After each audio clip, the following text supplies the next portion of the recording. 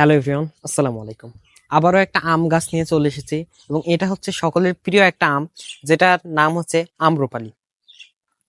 আশা করি আপনারা দেখতে পারছেন যে এই গাছটা প্রচুর পরিমাণে ফল ছিল, তবে বর্তমানে এখন বেশি পরিমাণে ফল নাই, কারণ ফল এখন যেহেতু সিজন শেষ সেহেতু সব ফলগুলো পেড়ে ফেলা হয়েছে।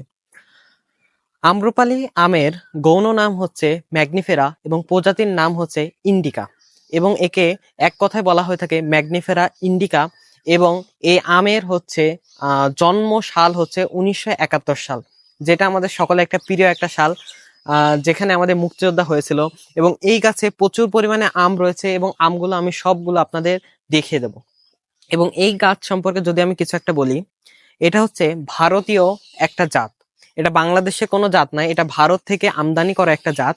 এবং এই জাত বাংলাদেশে এখন এত পরিমাণে বেড়ে গেছে এবং বাংলাদেশে সকলে চায় যে এই ধরনের একটা আম গাছ আমাদের বাসায় লাগানো থাকুক।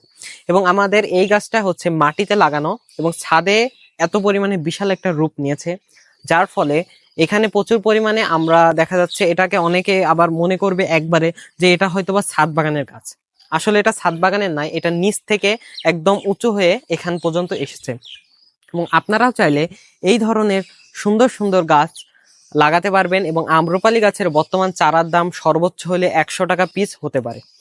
তো সকলকে ধন্যবাদ ভিডিওটি দেখার জন্য। আসসালামু আলাইকুম রহমতুল্লাহ।